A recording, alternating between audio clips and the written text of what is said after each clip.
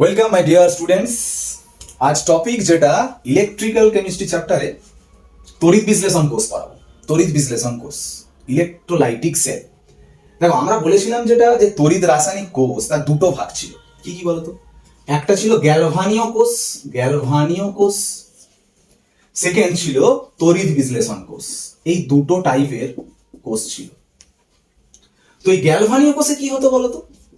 এই গ্যালভানীয় কোষে যেটা হতো সেটা হচ্ছে রিয়াকশন হবে, হলে কারেন্ট যাবে, যেমন ব্যাটারি এক্সাম্পল। আর তড়িৎ বিশ্লেষণ কোষে পুরো উল্টো, কারেন্ট দিলে রিয়াকশন হবে, রিয়াকশন হলে কারেন্ট যায়। এরকম এক্সাম্পল কি বলতো? ব্যাটারি বললাম, ব্যাটারির মধ্যে কি হয়? রিয়াকশন হলে তো ব্যাটারি থেকে কারেন্ট পাওয়া যাচ্ছে।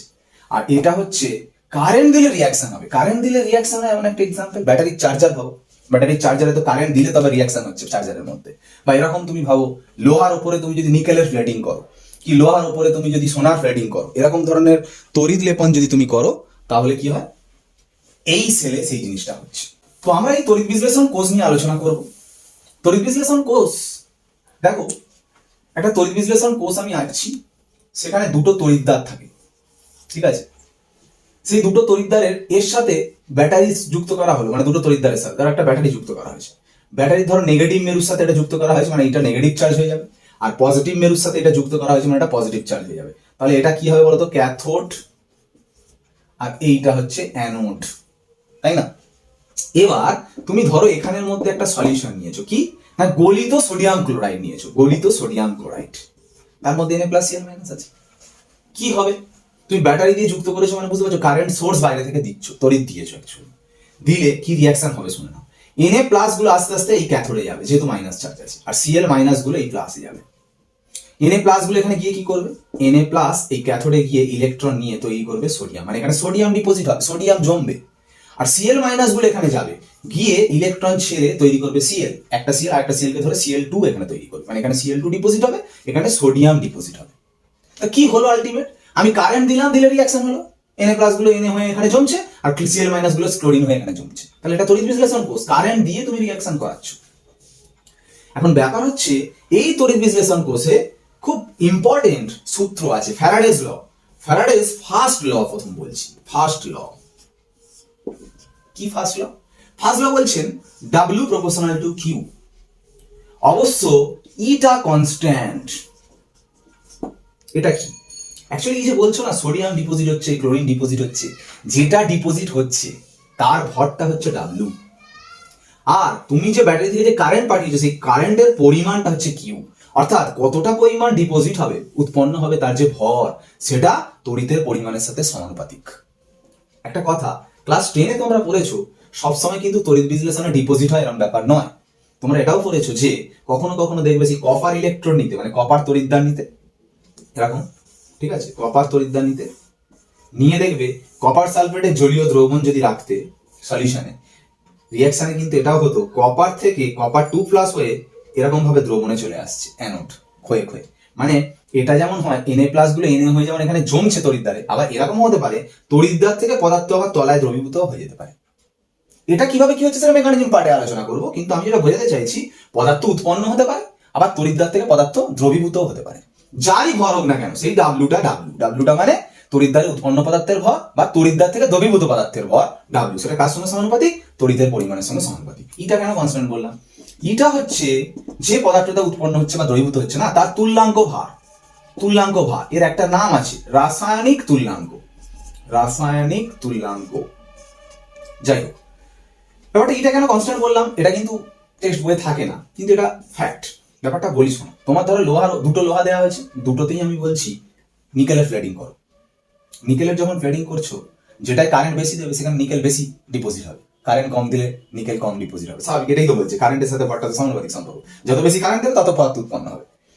এবারে একটা কথা বলে, দুটোতেই তুমি নিকেল দিচ্ছ বলে তাই নিকেল দুটো দিয়ে দিচ্ছে। এবার যদি আমি তোমায় বলি যে একটা সোনা দিচ্ছ, একটা নিকেল দিচ্ছ, তখন কিন্তু কারেন্ট যেটা বেশি দেবে সেটা ডিপোজিট হবে, এরকম কোনো ব্যাপার না, কারণ সোনা নিকেল দুটো আলাদা পদার্থ হয়ে যাচ্ছে। মানে পদার্থটা যেন সেম হয়, ই কনস্ট্যান্ট মানে এটা তুল্যাঙ্ক ভার, তুল্যাঙ্ক ভার কনস্ট্যান্ট মানে পদার্থটা সেম। সেম পদার্থের জন্য তুমি যদি কারেন্ট বেশি কম দাও, তাহলে তোমার পদার্থ ডিপোজিটও বেশি কম হবে, একই পদার্থ নিয়ে করছো, ঠিক আছে, এটা কনস্ট্যান্ট। সেকেন্ড ল বলছে আলাদা দুটো তড়িৎ বিশ্লেষ্য পদার্থ আমরা নেব। ধরো এখানে এক্স ওয়াই পদার্থ নিয়েছি গলিত, এখানে এক্স জেড পদার্থ নিয়েছি, এখানে ক্যাথোড আছে, এখানে অ্যানোড আছে, এখানে ক্যাথোড আছে, এখানে অ্যানোড আছে।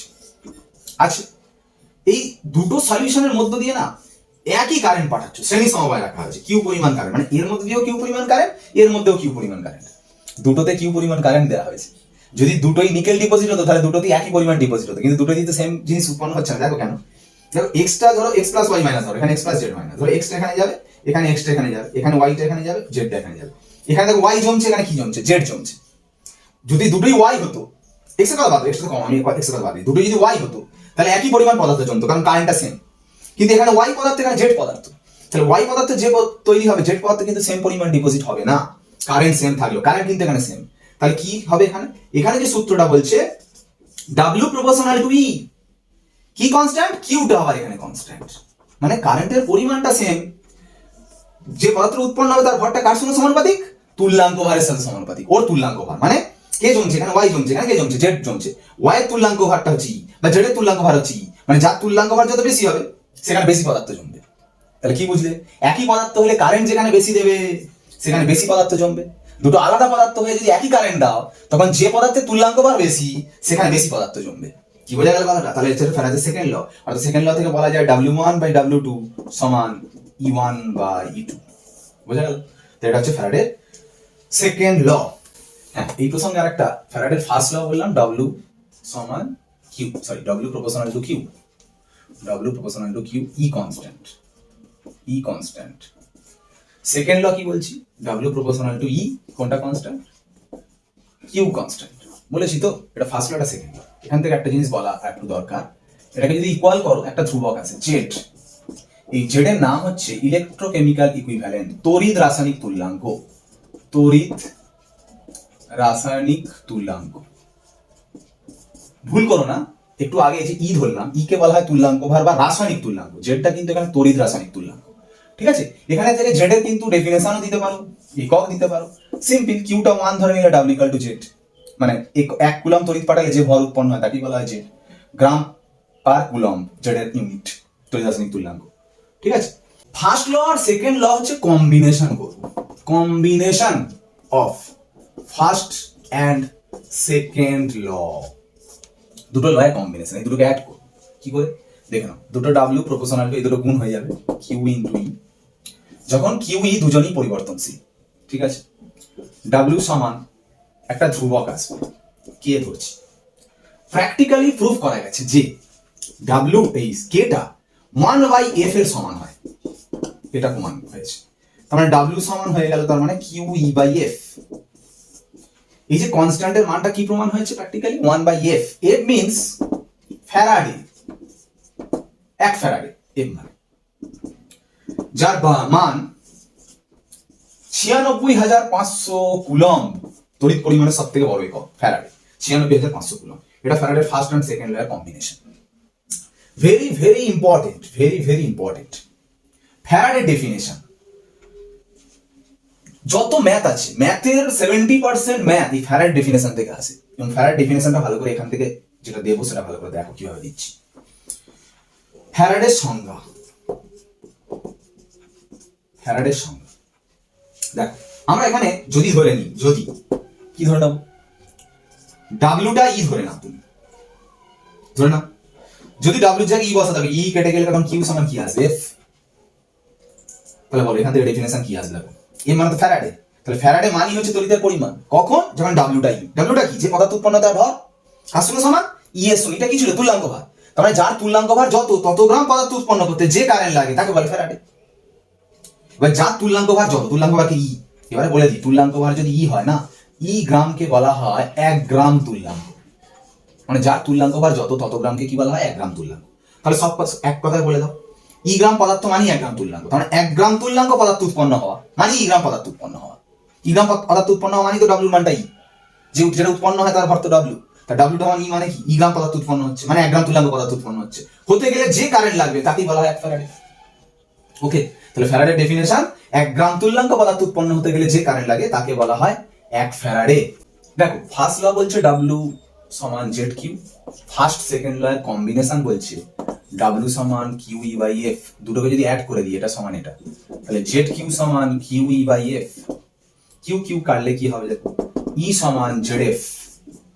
এটা খুব ইম্পর্টেন্ট রিলেশন, ই আর জেড এর সম্পর্ক ভালো করে, ই সমান জেড এফ, এফ এর মান কিন্তু 96,500 কুলম, তার মানে ভালো করে ভেবে দেখো ই এর মানটা জেড এর থেকে কিন্তু অনেক বড়, জেড এর থেকে অনেক বড়। কেন বলো তো, জেড এর সঙ্গে এফ গুণ করে তাও কি পাচ্ছ, জেড এর থেকে 96,500 গুণ বড় হচ্ছে ই জেড এর থেকে বড়, এটা তার প্রুফ। ওকে, আমরা যে রিলেশনটা বের করব সেটা হচ্ছে ই এফ আর এন এর সম্পর্ক বের করব।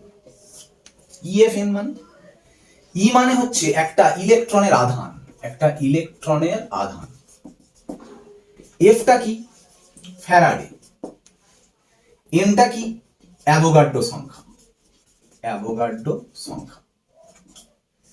ওকে, আচ্ছা পরের ক্লাসে আমরা এই চ্যাপ্টারে ডিটেলস ম্যাথ নিয়ে আলোচনা করব। তো এখানে যা যা থিওরিতে যা যা রিলেশন করাচ্ছি ম্যাথ করানোর সময়, মোট 5টা রিলেশন আছে, আমি বক্স করে দেবো, সেই 5টা রিলেশনকে আমরা ট্রিপল স্টার দিয়ে চিহ্নিত করবো, সেখান থেকে ম্যাথগুলো করবো, ঠিক আছে?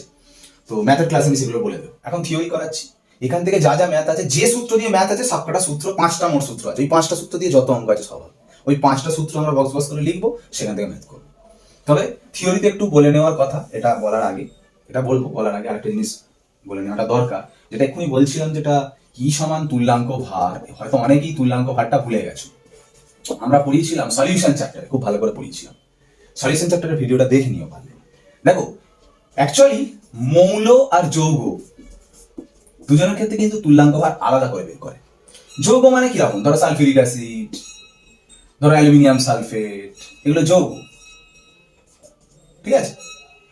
এদের ক্ষেত্রে তুল্যাঙ্ক ভার কি করে বের করে, তুল্যাঙ্ক ভার কি করে বের করে দেখবে, এটা এটা সলিউশন চ্যাপ্টারে করিয়েছিলাম। কি করে বের করে না, আণবিক গুরুত্ব বাই এক্স, আণবিক গুরুত্ব বাই এক্স। সাপোজ এটা সালফিউরিক অ্যাসিড, H2 এর কত 1 × 2 প্লাস সালফারের 32 অক্সিজেনের 16 × 4 বাই x মানে কত, অ্যাসিডের এই x মানে কত, দুটো H ছাড়া মানে 2 ভাগ করলে, মানে এখানে সালফিউরিক অ্যাসিড আণবিক গুরুত্ব কত হবে 98, x মানে কটা H প্লাস ছাড়া, সালফিউরিক অ্যাসিড দুটো H ছাড়া মানে 2 মানে 49, এটা তুল্যাঙ্ক ভার। ভালো করে দেখে নিও, এটা সলিউশন চ্যাপ্টারে খুব সুন্দর করে বলা আছে যৌগের ক্ষেত্রে তুল্যাঙ্ক ভার, কিন্তু অ্যাকচুয়ালি এই চ্যাপ্টারে না এটা লাগে না, ওই জন্য আমি এত ডিটেলসে বলছিও না, এটা সলিউশন চ্যাপ্টারে দেখে নিও। মৌলের তুল্যাঙ্ক ভার লাগে কেন বলি শোনো, কারণ আমরা দেখছি যে ইলেকট্রোলিসিস করলে যে পদার্থগুলো উৎপন্ন হয় সব মৌল উৎপন্ন হয়। ভাবো না, জলের তড়িৎ বিশ্লেষণ করলে ক্যাথোডে কি তৈরি হয়, হাইড্রোজেন মৌল, অ্যানোডে কি তৈরি হয়, অক্সিজেন মৌল, Al2O3 তুমি তড়িৎ বিশ্লেষণ করছো, ক্যাথোডে কি তৈরি হবে, অ্যালুমিনিয়াম মৌল, অ্যানোডে কি তৈরি হবে, অক্সিজেন মৌল। তুমি যে কোনো সোডিয়াম ক্লোরাইড গঠিত অবস্থায় তড়িৎ বিশ্লেষণ করো, ক্যাথোডে কি তৈরি হবে, সোডিয়াম মৌল, ক্লোরিন তৈরি হবে মৌল, সব মৌল তৈরি হয়। তাই জন্য মৌলের তুল্যাঙ্ক ভার আমরা এই চ্যাপ্টারে শিখলে কিন্তু যথেষ্ট। মৌলের তুল্যাঙ্ক ভার একদম ইজি ইজি, কি না, মৌলের তুল্যাঙ্ক ভারের সূত্র হচ্ছে ই সমান A/V, A/V মানে হচ্ছে পারমাণবিক গুরুত্ব বাই যোজ্যতা। এখানে কিন্তু আণবিক গুরুত্ব ছিল না, পারমাণবিক গুরুত্ব বাই যোজ্যতা। মন দিয়ে শোনো যে কথাটা বলছি, ধরো অক্সিজেন বলছি, অক্সিজেনের ই কত হবে বলতো, পারমাণবিক গুরুত্ব অনেকে ভাবছো 32, না, পারমাণবিক গুরুত্ব মানে কিন্তু O2 নয়, O2 তো অণু হয়ে গেল, পরমাণু, ও মানে 16, আর অক্সিজেনের যোজ্যতা কত 2, তাহলে অক্সিজেনের তুল্যাঙ্ক ভার হচ্ছে 8। ওকে বাবা, অ্যালুমিনিয়াম, অ্যালুমিনিয়াম, অ্যালুমিনিয়ামের পারমাণবিক গুরুত্ব কত 27, অ্যালুমিনিয়াম যোজ্যতা কত হয় 3, কেন বলতে অ্যালুমিনিয়াম 3 প্লাস হয়, তাহলে 27/3 মানে কত হচ্ছে 9। তাহলে বুঝছো অক্সিজেনের 8 গ্রাম মানে 1 গ্রাম তুল্যাঙ্ক, কি বলেছি, যার তুল্যাঙ্ক ভার এটাই তো ই, তুল্যাঙ্ক ভারটাই তো ই গ্রাম মানে 1 গ্রাম তুল্যাঙ্ক, তাহলে অক্সিজেনের 8 গ্রাম মানে 1 গ্রাম তুল্যাঙ্ক, অ্যালুমিনিয়ামের 9 গ্রাম মানে 1 গ্রাম তুল্যাঙ্ক, বোঝা গেল? হাইড্রোজেন বাবা, হাইড্রোজেন, হাইড্রোজেনের পারমাণবিক গুরুত্ব 1, যোজ্যতা 1, হাইড্রোজেনের 1 গ্রাম মানে হচ্ছে 1 গ্রাম তুল্যাঙ্ক, ঠিক আছে? যার তুল্যাঙ্ক ভার যত, তত গ্রাম মানে 1 গ্রাম তুল্যাঙ্ক। ওকে, এই বিষয়টা বলে রাখলাম। এই যে রিলেশনটা বের করছি ই এফ আর এন এর রিলেশন, মন দিয়ে শোনো। এটা বলার আগে একটা জিনিস বলতে হবে, যেটা কি না, আমি ধরো তোমাকে বললাম 1 মোল O2 মাইনাস, এটা কিন্তু আয়ন, আমরা আয়নের ক্ষেত্রে করছি এই জিনিসটা, আয়ন, O2 নয়, ও নয়, O2 মাইনাস একটা আয়ন, 1 মোল O2 মাইনাস মানে কত গ্রাম, অ্যাকচুয়ালি এখানে ও দিয়েছে, O2 দেয়নি, 2 মাইনাস তো চার্জ বাদ দাও, ও দিয়েছে, তো এটা মানে কিন্তু 16 গ্রাম। এই 16 গ্রাম মানে কত সংখ্যক জানো, অ্যাভোগাড্রো সংখ্যক, মানে n সংখ্যক আয়ন, n সংখ্যক আয়ন, অ্যাভোগাড্রো সংখ্যক, n এখানে অ্যাভোগাড্রো সংখ্যাটা, n অ্যাভোগাড্রো সংখ্যা। এবার যদি তোমাকে বলে 1 মোল N3 মাইনাস, n এর কত 14 পারমাণবিক গুরুত্ব, তাহলে 14 গ্রাম, 14 গ্রাম মানে 1 মোল N3 মাইনাস, মানে কত সংখ্যক আয়ন, মানে n সংখ্যক আয়ন। এবার হলো 1 মোল Al3 প্লাস অ্যালুমিনিয়াম কত 27 মানে 27 গ্রাম, মানে কত সংখ্যক আয়ন বলতো n সংখ্যক আয়ন, n সংখ্যক আয়ন। এগুলো বুঝতে হবে মোল মানে কি। এবারে আমি যেটা বলছি 1 গ্রাম তুল্যাঙ্ক, 1 গ্রাম তুল্যাঙ্ক O2 মাইনাস। দেখো তুল্যাঙ্ক বলে দিয়েছি মানে 1 গ্রাম তুল্যাঙ্ক মানে কি বলতো, যার তুল্যাঙ্ক বার যত তাকে বলা হয় 1 গ্রাম তুল্যাঙ্ক। ও হলেও দেখো ওর পারমাণবিক গুরুত্ব কত 16, তো পারমাণবিক গুরুত্ব বাই যোজ্যতা, যোজ্যতা আমার মাথায় কত আছে চার্জ 2 মানে 8 গ্রাম মানে কিন্তু 1 গ্রাম তুল্যাঙ্ক, এক্ষুনি যেটা বললাম। ঠিক আছে, O2 মাইনাস কিন্তু মোল মানে হচ্ছে 16 গ্রাম, আর গ্রাম তুল্যাঙ্ক মানে হচ্ছে 16 কে 2 দিয়ে ভাগ করতে হবে চার্জ দিয়ে 8 গ্রাম। তোমার যদি বলে 1 গ্রাম তুল্যাঙ্ক N3 মাইনাস মানে ক গ্রাম বলো তো 14/3, এই 14 কে 3 দিয়ে ভাগ করতে হবে 14/3 গ্রাম। 1 গ্রাম তুল্যাঙ্ক অ্যালুমিনিয়াম মানে 27/3, 1 গ্রাম তুল্যাঙ্ক Al3 প্লাস মানে হচ্ছে 27/3 গ্রাম। বুঝা গেল মোল আর গ্রাম তুল্যাঙ্কের মধ্যে সম্পর্ক। মোল 16 হলো, গ্রাম তুল্যাঙ্ক মানে 16/2, মানে মোল যেটা হবে তাকে যোজ্যতা দিয়ে ভাগ করতে হবে, মোল যেটা হবে তাকে যোজ্যতা দিয়ে ভাগ করলে তবে গ্রাম তুল্যাঙ্ক হবে। মানে 1 গ্রাম তুল্যাঙ্ক মানে 1 মোল আয়ন বাই যোজ্যতা। তার মানে আমরা একটা জিনিস বলতে পারি কি না 1 মোল আয়ন সমান 1 গ্রাম তুল্যাঙ্ক আয়ন ইনটু ওই আয়নের যোজ্যতা, এটা আমরা বলতেই পারি, হ্যাঁ কি না। এবার একটা কথা বলি, আমরা যদি এবার বলি যে 1 মোল যে আয়ন আছে না, সেই 1 মোল আয়নের আধান কতটা হবে না 1 গ্রাম তুল্যাঙ্ক আয়নের যে আধান হবে 1 গ্রাম তুল্যাঙ্ক আয়নের আধান ইনটু যোজ্যতা।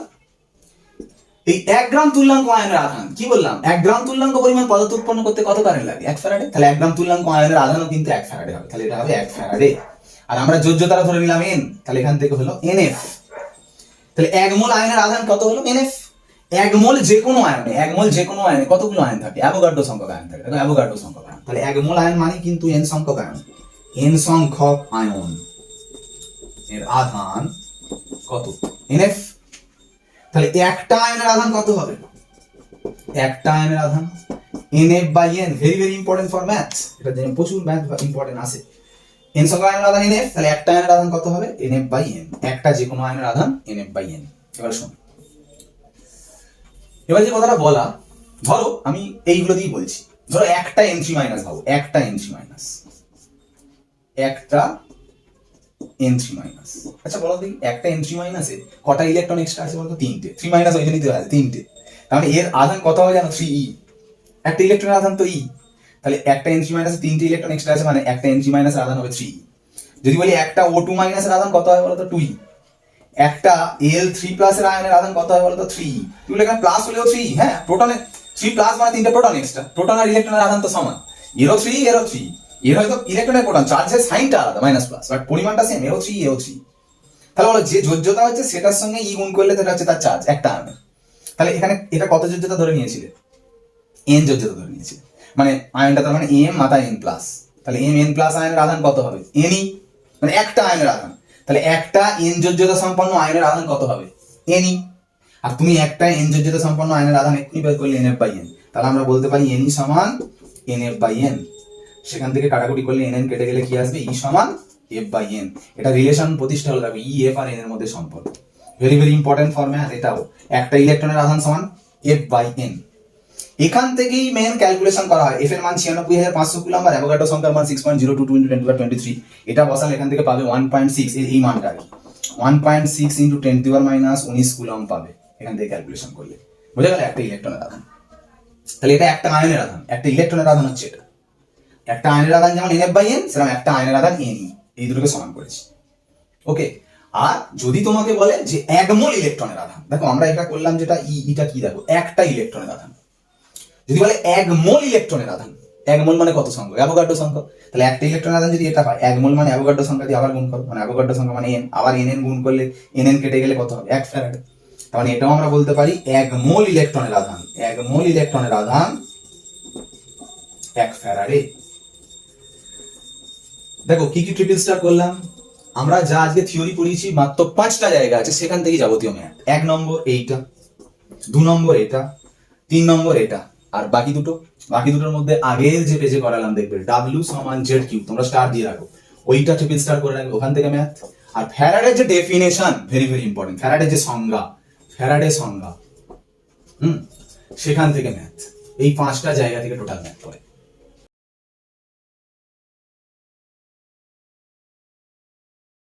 ক্লিয়ার? নেক্সট দিন ম্যাথ নিয়ে আলোচনা হবে। ওকে, by. Bad bitch and she from Chinatown. Hop on the whisk, get all fast, dodge your rounds.